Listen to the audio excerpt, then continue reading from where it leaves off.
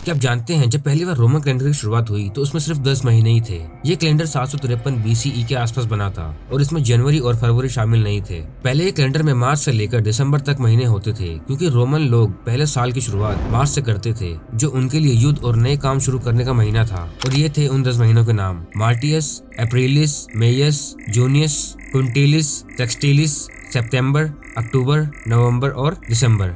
लेकिन इस कैलेंडर में एक दिक्कत थी, क्योंकि साल की तारीख लूनार साइकिल के अनुसार पूरी नहीं होती थी। वो कैलेंडर थोड़ा गैप में चला जाता था। इसलिए 713 BCE में रोमन किंग नुमा पोम्पिलियस ने जनवरी और फरवरी को कैलेंडर में शामिल किया। इसके बाद जनवरी और फरवरी को साल के 2 पहले महीने बनाए गए, ताकि साल का टोटल ड्यूरेशन 365 दिन हो सके और ये सोलर कैलेंडर के अनुसार हो। वैसे तो कई प्रकार के कैलेंडर प्राचीन युग से लेकर आज तक इस्तेमाल में आए हैं, जैसे लूनार कैलेंडर, सोलर कैलेंडर और लूनिसोलर कैलेंडर। लूनार कैलेंडर ऐसा कैलेंडर सिस्टम है जो चांद के रोटेशन पर आधारित होता है। इसमें महीना उस समय के लूनार साइकिल के हिसाब से बनाया जाता है, जो लगभग 29.5 दिन का होता है। लूनार कैलेंडर में एक साल में 12 महीने होते हैं, जिसका टोटल 354 या 355 दिन होता है। लूनार कैलेंडर का यूज कई प्राचीन सभ्यताओं जैसे मेसोपोटामिया, इजिप्ट और चाइना में किया गया था। आज भी कई धार्मिक और पारंपरिक त्योहार लूनार कैलेंडर पर आधारित होते हैं, जैसे रमजान, दिवाली और चाइनीज न्यू ईयर।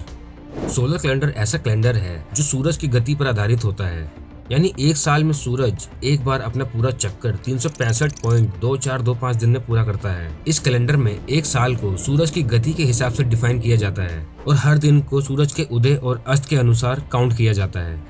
जैसे कि मैंने आपको भी बताया था कि एक सोलर साल में 365.2425 दिन होते हैं, इसलिए हर 4 साल में एक एक्स्ट्रा दिन ऐड किया जाता है, जिसे हम लीप ईयर कहते हैं, ताकि साल की कैलकुलेशन एक्यूरेट रहे। और सोलर कैलेंडर का काम ऋतुओं को अलाइन करना भी होता है। इसमें पृथ्वी की गति और ऋतुओं की साइकिल को भी ध्यान में रखा जाता है, जिसमें गर्मियाँ, सर्दियाँ और बरसात होती हैं। सोलर कैलेंडर का प्रमुख उद्देश्य सूरज के साइकिल के हिसाब से समय को ट्रैक करना और ऋतुओं के हिसाब से दिनचर्या को ऑर्गेनाइज करना है।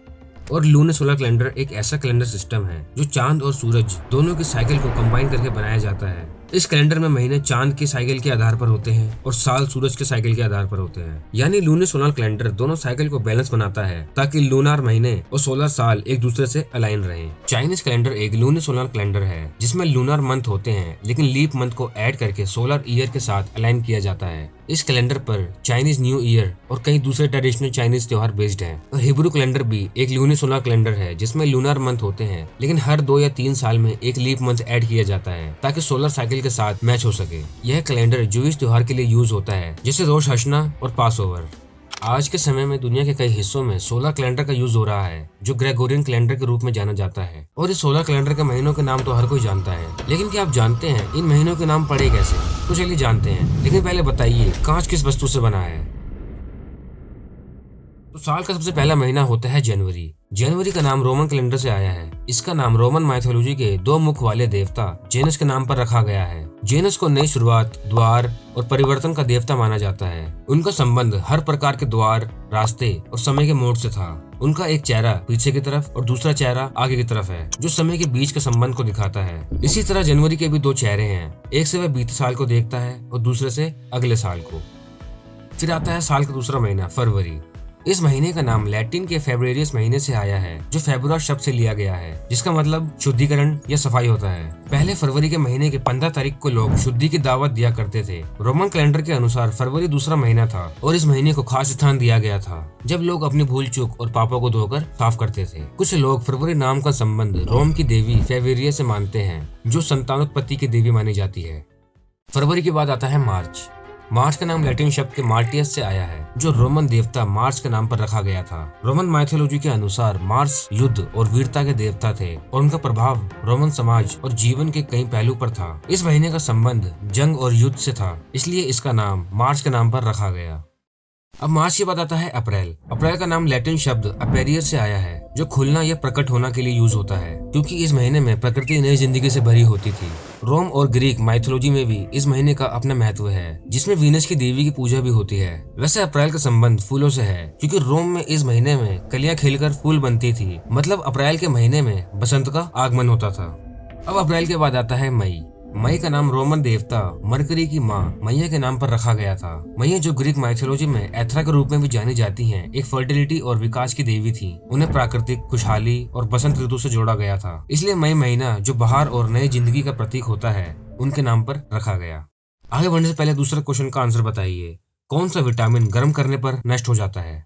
मई के बाद आता है जून। जून महीने का नाम जीएस देवता की पत्नी जूनो के नाम पर रखा गया है। रोमन कैलेंडर के अनुसार जूनो का महत्व इस महीने में ज्यादा था, इसलिए उनकी इज्जत में इस महीने का नाम जूनिस रखा गया था। जूनो को शादी, माता पिता और महिलाओं की सुरक्षा का प्रतीक माना जाता था और इस महीने में उनकी पूजा और उत्सव भी होते हैं। जब कैलेंडर को थोड़ा बदला गया और नाम अंग्रेजी में आने लगे तो उनका नाम जूनियस से जून हो गया।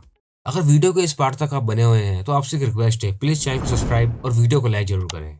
अब जून के बाद आता है जुलाई। जुलाई महीने का नाम रोमन सम्राट जूलियस सीजर के नाम पर रखा गया था। जूलियस सीजर का जन्म साल के 5वें महीने क्विंटिलियस में हुआ था। 44 ईसा पूर्व में जूलियस सीजर की हत्या के बाद रोम के शासकों ने इस महीने का नाम क्विंटिलियस से बदलकर जूलियस रख दिया था, ताकि ये जूलियस सीजर की याद में एक सम्मानजनक श्रद्धांजलि हो।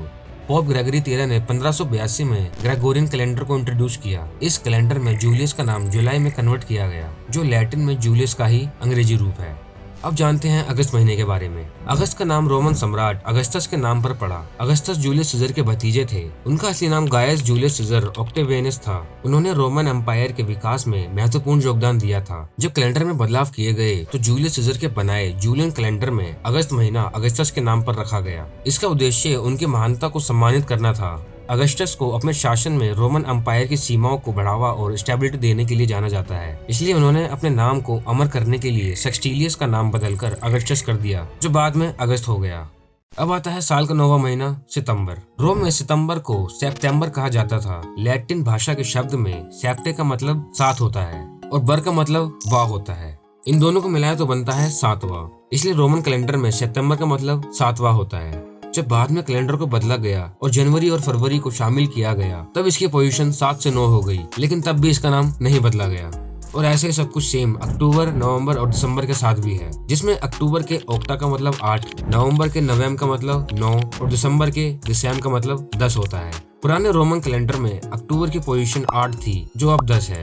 नवंबर की 9 थी, जो अब 11 है और दिसंबर की पोजीशन 10 थी, जो कि अब 12 है। ये सब ग्रेगोरियन कैलेंडर के आने के बाद हुआ, जब इस कैलेंडर में जनवरी और फरवरी के महीने को ऐड किया गया। लेकिन इन चारों महीनों के नाम नहीं बदले गए, वे आज भी वैसे ही हैं जब से रोमन कैलेंडर की शुरुआत हुई।